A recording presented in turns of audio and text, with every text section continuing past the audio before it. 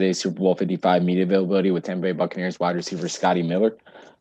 Please remember to raise your hand virtually if you have a question, and please list your name and outlet. We're going to start off with a question from Martenzi Johnson of ESPN and The Undefeated. Hi, Scotty. I was speaking with Byron Leftwich and Kevin Garver the other day about your touchdown at the end of the first half in the NFC Championship game, and they chalked that up to seeing something a play or two before that allowed you to be able to get open on that play. But I was wondering whether with the Buccaneers or in college or high school, you've ever noticed or seen that defenders maybe don't take into account how fast you are, that allows you to kind of blow past them on plays. Yeah, I think that's definitely an element to consider.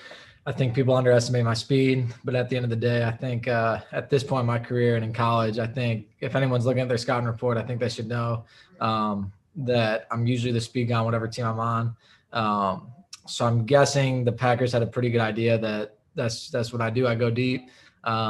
So I guess you could chalk it up a little bit to them not expecting much out of me, but I think they probably had a good idea that I could run. Next, we'll go over to Dan Wiederer of the Chicago Tribune.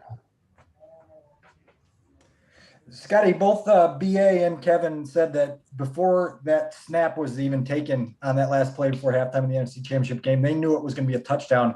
I'm wondering what you saw as you got lined up and kind of what was running through your brain as you sprinted free there.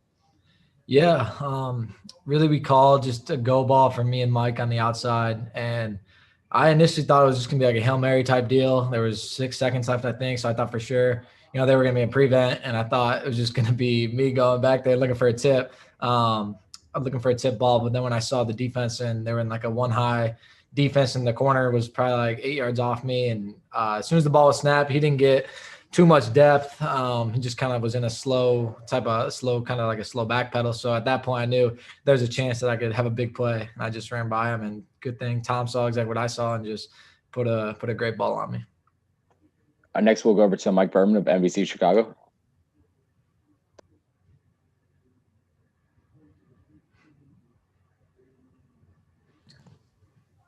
Hey, Scotty, we talked to your parents the other day. That was great. Good peeps. For you personally, when you think about your journey from, being the lightly recruited guy at Barrington to where you are now playing for a Super Bowl, how would you even put that into words? Yeah, I mean, it's crazy. Underdog story, just kind of been doubted my whole life because of my size and other things as well. But I've just fought for it. I've earned everything I've gotten. It's been like that ever since youth football, ever since I started playing. I remember tackle football in 5th grade. I still, in my opinion, was probably the best guy out there. I'm always confident in my abilities and myself, even back then. But I was riding the bench even then. Coach didn't want to put me in. But every time I got an opportunity, I was able to make a play. And it's really been that whole way my whole life. So I just try and take advantage of every opportunity I've gotten. It's been an awesome journey. There's been some lows, there's been some highs, but I just try to take every day one day at a time and just work hard and try to maximize my potential. All right, next we're going to go over to Mark Cannizzaro from the New York Post. Hey, Scotty, I just have a question. You've become a very reliable target for Tom, and I wonder if you've studied guys like Edelman and Welker and the guys that that were very dependable guys. I know you play a different role than those guys, but if you see any kind of similarities in terms of the trust and whatnot that Tom has in you. Yeah, those guys are tremendous players. They did a great job with Tom. I remember even more so in college. I played more in the slot in college, so I remember like trying to get my video guy to put stuff on my iPad so I could watch guys like Edelman, like Welker, Amendola, Cole Beasley, like those type of guys, because that was like the more role I was in, running option routes and stuff like that.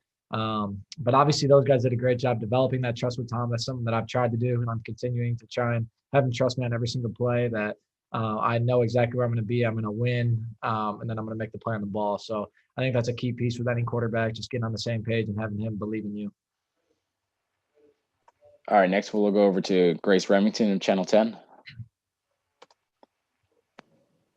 Hey, Scotty. I have a follow-up too, if you don't mind. I heard a story that your phone background was the guys who were ranked all MAC before you. I was wondering if that's still the case. That's not the case anymore. That was true. That was the background, but now it is my wife, and she was a gymnast, so it's one of her pictures. When she was a gymnast at Rutgers. So I think that's more pleasant to look at now than the four guys that were ahead of me. I'm sure she appreciates that too. So, how long was that, the phone background? Because I think that was 2018, if I looked it up correctly. I was wondering if you still remember who was on that list before you. Yeah, I think it was Deontay Johnson, who's doing great now in the league. Anthony Johnson, who was actually here with me last year, one of my good buddies. I think Poppy White was another one from Ohio, and then Cody Thompson, possibly from Toledo as well. I think those were the four. Could be wrong. But that was really motivating for me. I was really disappointed and just shocked when I found out I was second team All-MAC my senior year. I had a great year. I had more yards than everyone, averaged more. Everything I did, like statistically, was better. So I just really couldn't wrap my head around it. But that just kept me motivated. That's just another. I've always been doubted, so that just kept me going every single day. All right, next question will be from Nick Pietrowicz from the Toledo Blade. Hey, Scotty, how you doing? What's up, Nick? How you doing? Hey, I remember talking to you this time 2 years ago. It was like a laundry list of things you did not get invited to: the Senior Bowl, the Combine. You weren't getting a ton of interest from agents. Has the timeline of this been surreal to you, that this is only 2 years later and here you are with this team in this game? Yeah, a little bit. Yeah, it was crazy. No Senior Bowl, no Combine.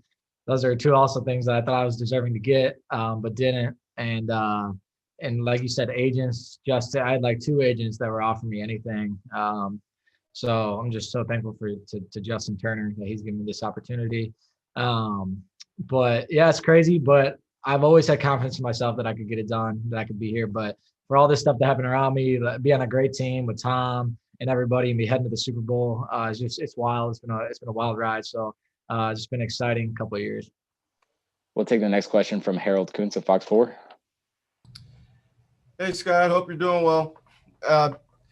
Two quick questions for you. One, Bruce Arians just talked about you, and he said that you think 20 weeks into the season, you think there would be some respect for your speed. Just what do you think about Bruce Arians' comments there? And do you feel that people disrespect your speed a little bit? Yeah, I think so. I think I'm very confident in my speed. I think I can run with anybody, anywhere. So I think I should start getting more respect for what I do on Sundays, but it is what it is. I can't control that. I just go out there and try to make plays when my number's called. All right, and next question, we will go over to Jordan Strack. Hey, Scotty. I was looking back at the video from your pro day at BGSU. What do you remember about that day, first of all? And then second of all, what was your relationship like with Sean Lewis when he was recruiting you? Because he was really, I think, probably the only D1 guy that was actually talking to you. What do you remember about those two things? Yeah, pro day was a big day for me. Like we said, I didn't receive an invite to the Combine. But then I remember I met with Coach Garver, my receiver coach, the night before. I was just really nervous because I had a bunch of guys that go to the Combine, go to these bowl games, and get to meet with these coaches. It was my only one I had. And I remember him quizzing me on plays and me just being so nervous and not knowing anything. And then that night, he also told me that Byron was going to be coming to my pro day. So I'm like, what? I got an OC coming. So just crazy. But I'm just so thankful that I ended up here with these two coaches that believed in me. And just so glad that I get to come work for them every single day. And then Coach Lewis, the only Bowling Green is the only FBS offer I got coming out of high school. I thought I played pretty well, thought I had good tape, but for some reason, just no one wanted me, except for Coach Lewis and Coach Baver. So those two guys, just a ton of credit to them for how I got to where I am today. I only got to play for them for 1 year. I wish I got to play for them and learn from them and play in their system longer in college. But yeah, just huge credit for them to believing in me, and they're both doing great now at Syracuse and Kent State. So just two awesome guys. I'm thankful that they believed in me. Take the next question from Sorry, he just disappeared. Dave Burkett. Hey, Scotty, appreciate the time today. Wanted to ask you about another coach, actually, Antoine Randall. Just sort of, I'm up here in Detroit. He's got a chance, obviously, to have a new job after the Super Bowl. But what has he meant for your development, and specifically, what areas has he helped you with? Yeah, he's been huge. Coach L is a great coach, but even a better person. Really, just brings so much energy. Christian guy just brings so much to our room that we all appreciate. And as far as on the field, he's done it. Kev, it's a great combination between Coach Garver and Coach L. Kev's so good schematically, showing us the plays and why we run what we run. And then Coach L is good at that as well. But he's also been in the receiver position in the league, so he helps us with technique and stuff like that. He's helped me a bunch with getting off press coverage, getting in and out of your routes, stuff like that. Just so much that he's done. And I'm very fortunate to, first of all, have all the guys in my room to learn from, but then those two guys at the helm. Our next will be Doug Kyde from NESN. Hey, Scotty. When was the first time that you met Tom Brady, and what was that interaction like? First time was this summer at Berkeley High School. That's where we held a couple of workouts with a couple of the guys.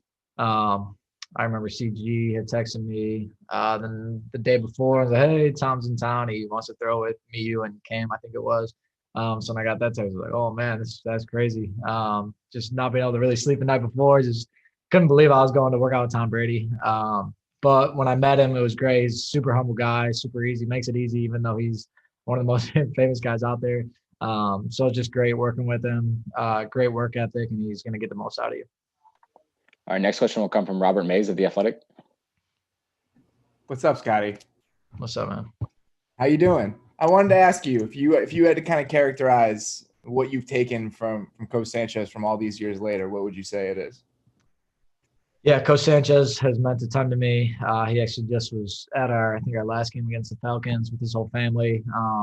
And that's really what family has been the one thing he preached throughout my 4 years at Barrington, which is everything off the field that I think he's helped me become a better man. So just so thankful for my relationship with him. He's always texting me, calling me, checking in on me. So one of my biggest supporters, one of my biggest fans. And he's just, I'm so appreciative of all his support along with his family.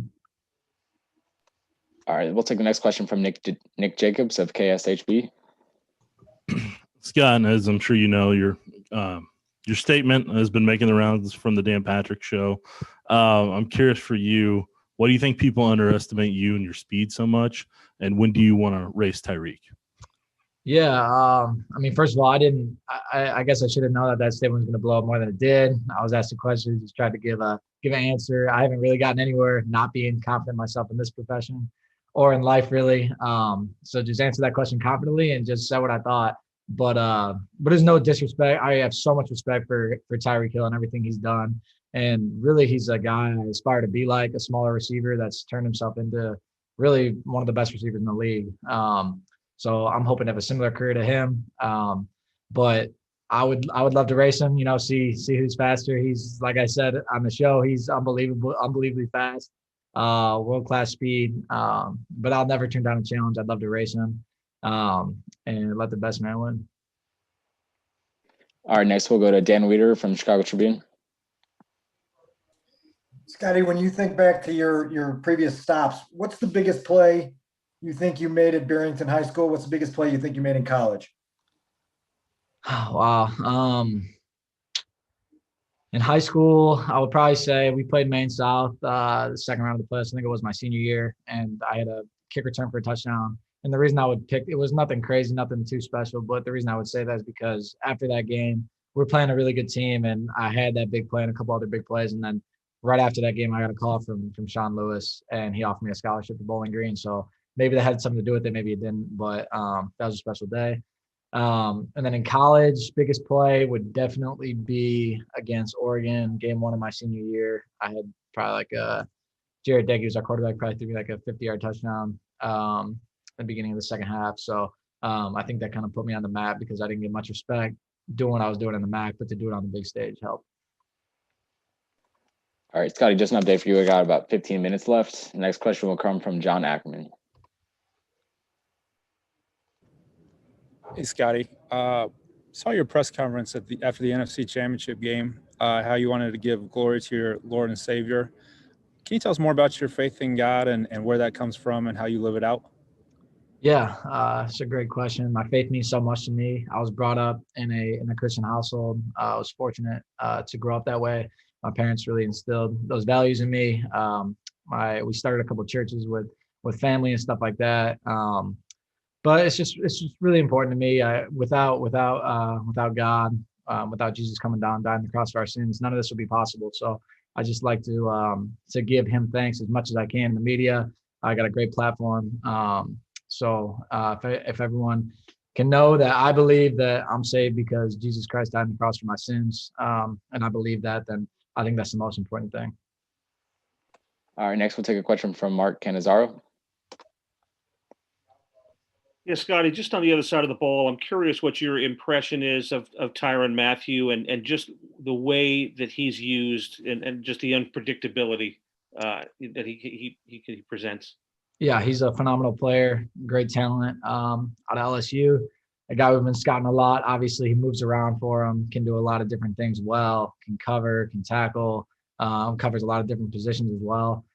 He's also like their alert guy a lot when they're in man coverage. So just a ball hawk and a guy that we'll definitely try and be aware of where he's at all times. I remember being a fan of him, and he was a big playmaker at LSU. So to be playing against him is just pretty cool. All right, next up will be Nate Davis from USA Today.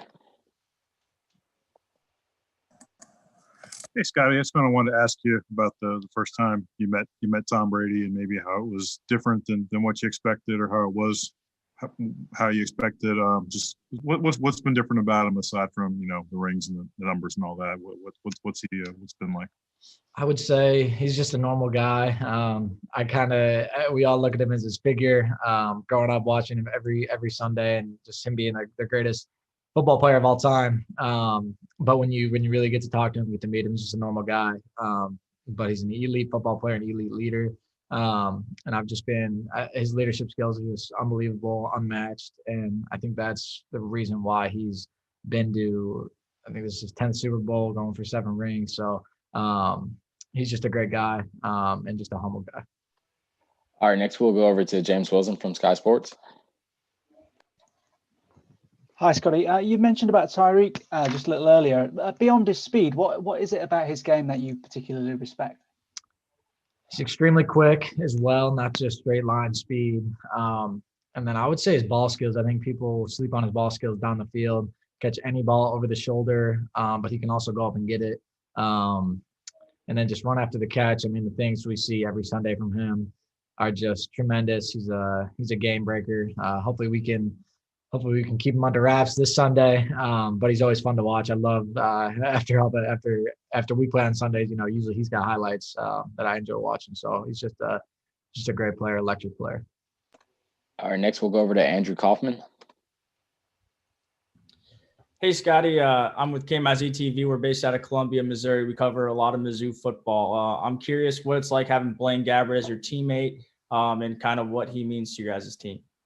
Oh, it's great. Blaine's probably one of my better friends on the team. Blaine's a great guy, brings a lot of energy, a lot of excitement every single day when we come in the building.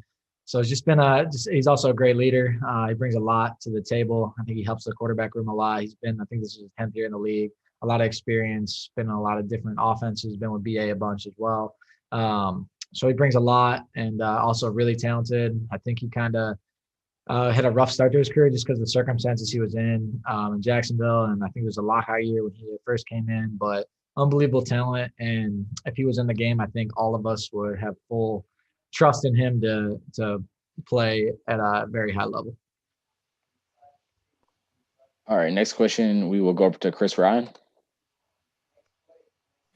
Hey, Scotty, hope all is well with you. Congrats on the Super Bowl. At what point, in Brady's time in Tampa, did you know that this destination was a probable reality, if you will? Was it as soon as he signed? Was it the Atlanta game? So at what point did you feel that this was a Super Bowl team? Did he provide that instant credibility upon signing, or did it take some time? I think right away.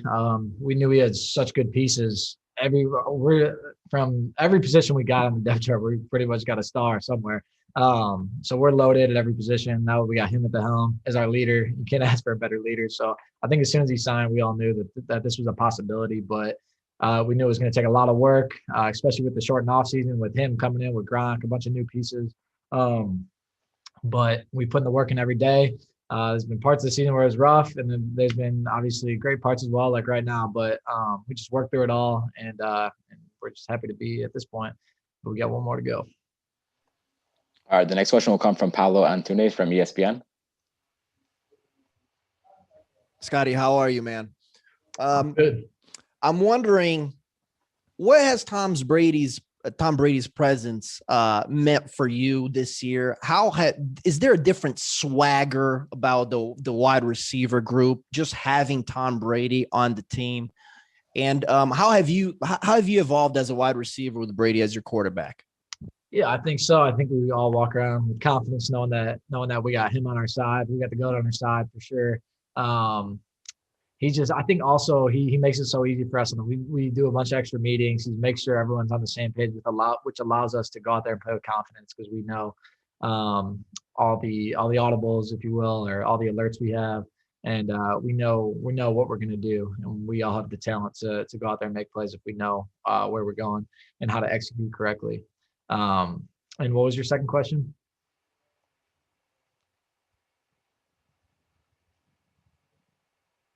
Hold on, I need to let him unmute real quick. Okay.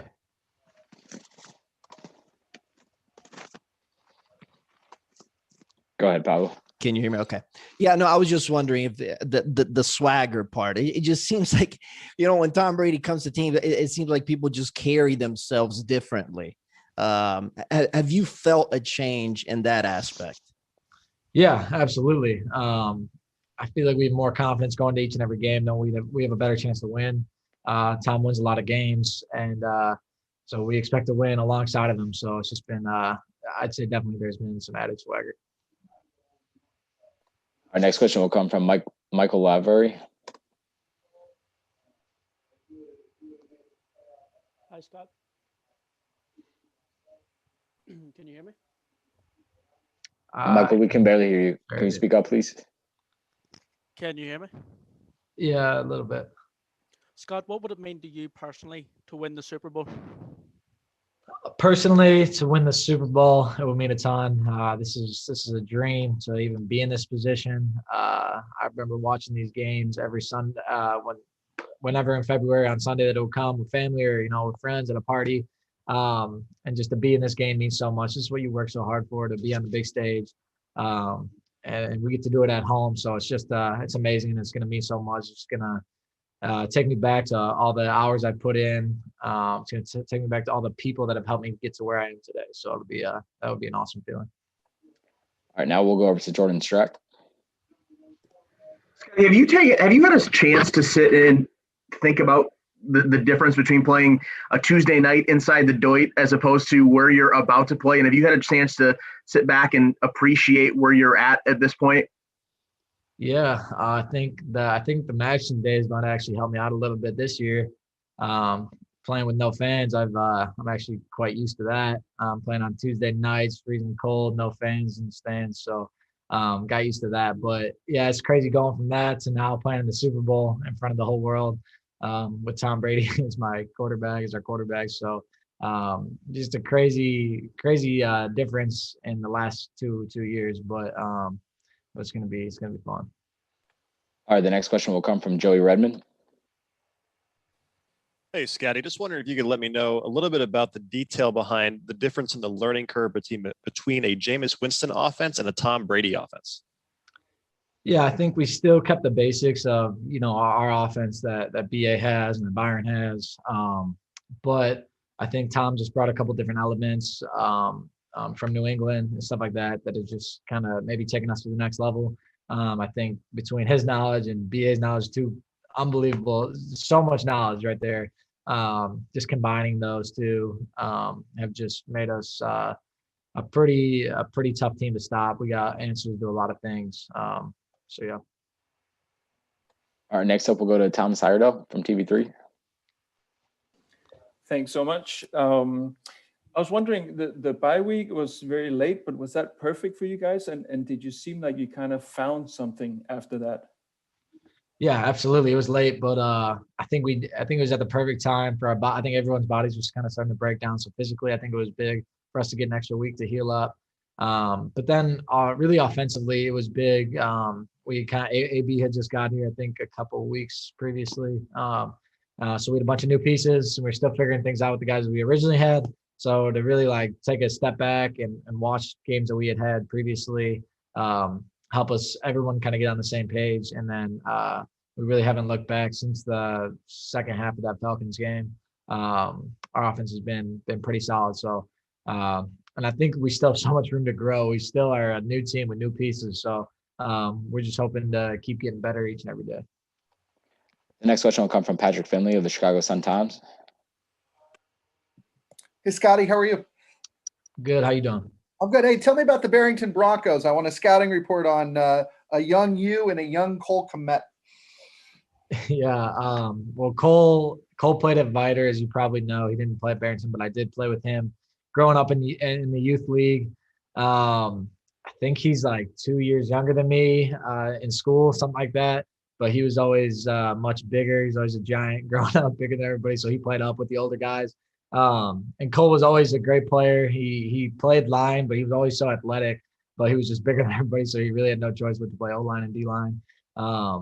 So I think it was just awesome to play with him, and then crazy to see us now. I got a picture with him before we played them in Chicago. Just crazy to see we both made it to this point, seeing where we come from. I think we were both on when I played with him, there's like 3 levels to football.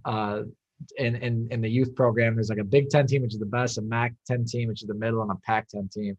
I think I played with him 2 years, the Pac-10 team and the MAC-10 team. So that just shows you both kind of underdog guys that ended up making it. All right, next we will go over to Matt Birch of the Sports Daily. Hey, Scotty, you said you'd take yourself over Tyreek Hill in a foot race, and he seems like the type of player motivated by that type of talk. He racked up 203 yards in the first quarter the last time you guys squared off. So are you worried you've given him and some bulletin board material? No, I don't think so. I mean, he could take that statement. They could take that statement anyway they want to. But at the end of the day, I didn't mean any disrespect by it. I gave him his credit. I said he's an unbelievable talent, unbelievably fast, unbelievably quick. But I'm never going to, if you ever anybody ask me, hey, do you think you're faster than somebody? The answer is going to be yes. Because I have belief in myself. I have confidence in myself. Speed is one thing I'm very passionate about. So yeah. All right, that's all we got time for today. Appreciate your time, Scotty. Yep. Thanks, guys.